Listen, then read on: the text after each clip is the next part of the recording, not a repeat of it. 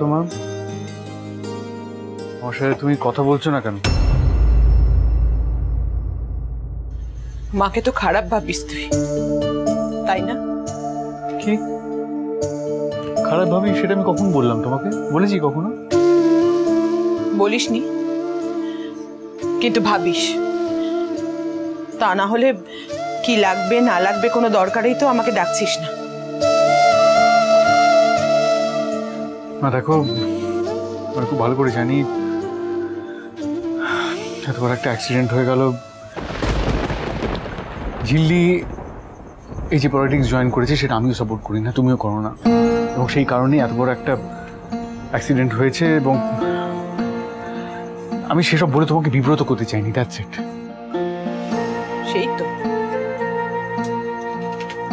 সেই তো আমাকে খারাপই ভাবিস, অমানুষ আমি, তাই না? অমানুষ ভাবিস আমাকে। जीजी किसी के এখন এসব বলো না जीजी। अरे सही सुन, तू जा यहाँ से। শুট এখনো হয়নি। ছোট বলে দে ওকে চলে যেতে, আমি দেখে নিচ্ছি।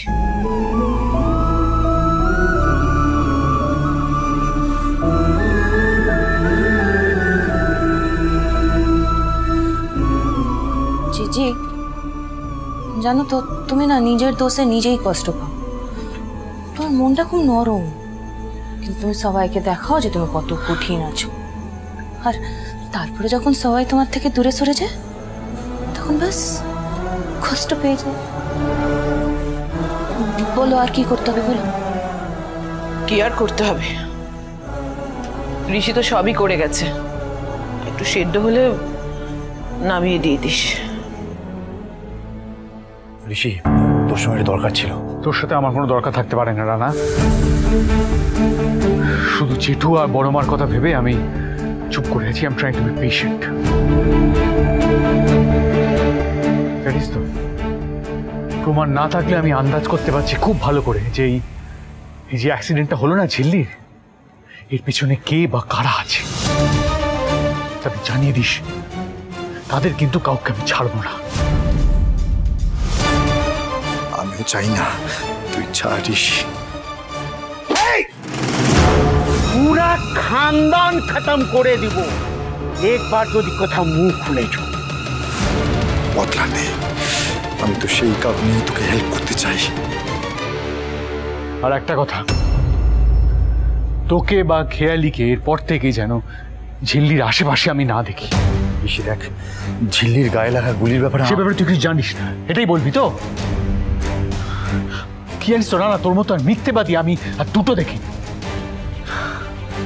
তুই তুই যে চৌধুরীর সাথে হাত মিলিয়েছিলি, যে চৌধুরী যে আমাদের বোনকে মেরে ফেললো, তার সাথে তোকে আমি বিশ্বাস বা ভরসা কোনটাই এরপর থেকে কোনোদিন করতে পারবো না। আর যেটা বললাম মাথায় রাখিস, ঝিল্লির আশেপাশে যেন তোদের আর কোনোদিন না দেখি। বাড়িতে পেশেন্ট থাকাকালীন কোনো চিৎকার চেঁচামেচি অশান্তি আমি চাই না।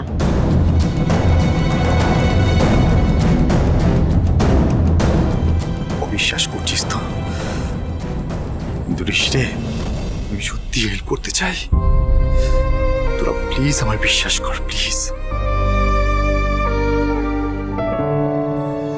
শোনো ঝিল্লি, পুরো বেদানাটা কিন্তু খেয়ে নেবে। হ্যাঁ না রিঙ্কি, আমি আর পারবো না খেতে, এত ছাড়িও না। তোমাকে তো খেতে হবেই, কারণ উপরের অর্ডার আছে। ঝিল্লি তুমি এসব ছাড়ো না। ঝিল্লি তুমি জানো মেজদা ভাই তোমার জন্য কি কি করেছে? সত্যি ঝিল্লি, তুমি জানো তোমার পাশ ছেড়ে ওঠেই নি। তবে জানো তো ঝিল্লি, মেজদা ভাই কেবল মুখেই বলে না যে ভালোবাসি, কাজে কিন্তু করে দেখিয়ে দিয়েছে। তোমরা যে কি বলো না।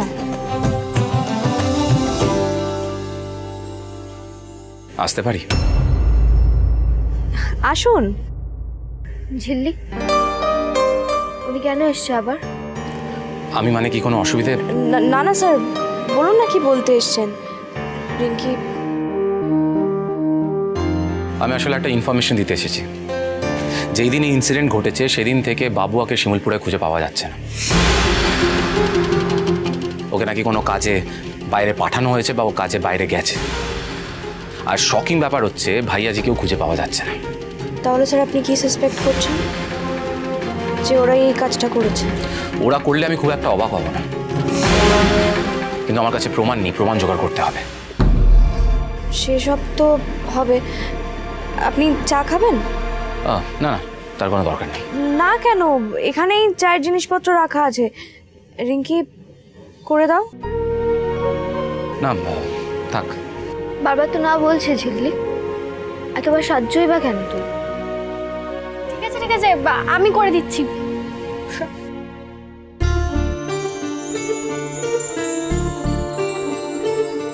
আমি জানি রিঙ্কি তুমি আমার উপর রাগ করে বসে আছো, কিন্তু কি জানো তো, আমি চাই না যে তুমি আমার মাকে ফেস করো। আমি তোমার উপর কোনো চাপ দিতে চাই না। আমার ভালো লেগেছে যে এসব জানার পরও তুমি দায়িত্ব নিতে রাজি হয়েছো, কিন্তু আমি তো তোমার ফিউচারটা নষ্ট করতে পারি না। অথচ দেখো, তুমি আমাকে ভুল বুঝে বসে আছো।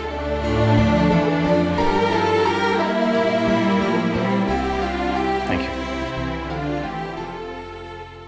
কিছু মনে করবেন না দিদি ভাই, আসলে ইটস ওকে, আমার এক্সপ্লেন করতে হবে।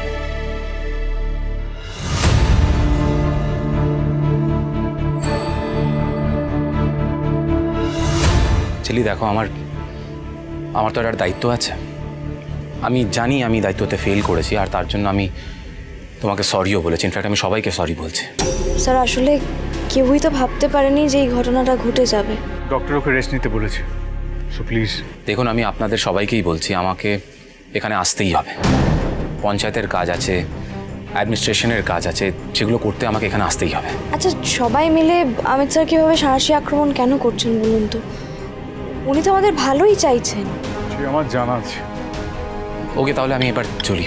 এনিওয়ে ঝিল্লি, তোমার যদি কিছু মনে পড়ে বা তোমার কিছু সন্দেহ হয়, তাহলে প্লিজ আমাকে জানিও। না, জানাবেন। সাসপেক্ট করছেন তো যে ভাইয়াজির লোকে এই কাজটা করিয়েছে, রাইট? তাহলে প্লিজ ওই সময়ের মধ্যে পড়বে না, ওকে প্লিজ আর এসবের মধ্যে জড়াবেন না। মিস্টার সিংহ রায়, আপনি চান না আপনার স্ত্রীকে যারা মারতে চেয়েছিল তারা আইডেন্টিফাইড হোক, তারা শাস্তি পাক? হ্যাঁ, আমি চাই, এবং সেটা আমি আমার নিজের মতো করে বুঝে নেব। দেখুন মিস্টার সিংহ রায়, আইনকে নিজের হাতে তুলে নেবেন না। পুলিশ প্রশাসন আছে। আইন থেকে কি হলো? গুলিটা তো ঝিল্লির গায়ে সেই লাগলো। কি করছিল পুলিশ? আমি আসি। আচ্ছা, তোমরা সবাই মিলে ওনাকে এভাবে কেন দোষ দিচ্ছ বলো তো? দোষ দিচ্ছ কেন? বেশি কথা না বলে স্টুটা খেয়ে নাও, খাইয়ে দে।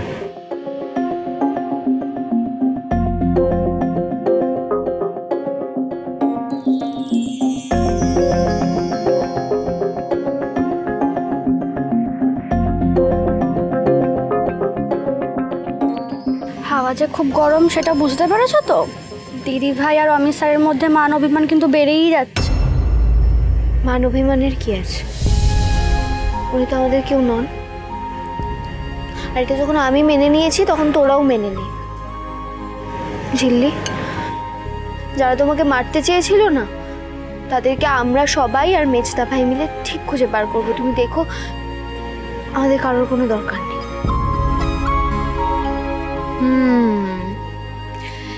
একটু সুস্থ হয়ে উঠে এই জ্বরটা ছাড়াতে হবে। দুজনের মনেই একটা টান জন্মেছে মনে হচ্ছে। হ্যাঁ, আমি পুরোটা দেখে নিই, আমি মেইলটা পাঠিয়ে দিই। হ্যাঁ, ওকে, থ্যাংক ইউ।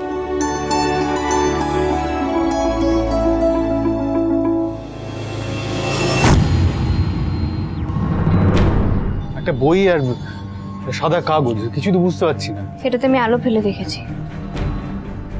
সূত্রটা নিয়ে আবার বসতে হবে, কিন্তু এখন যদি মিস্টার সিংহ রায়কে এসব কথা বলি, না না, বলা যাবে না। কিন্তু কি হতে পারে? উচ্ছে, বেগুন, পটল, মূলো, কিছুই তো মাথায় আসছে না এখন।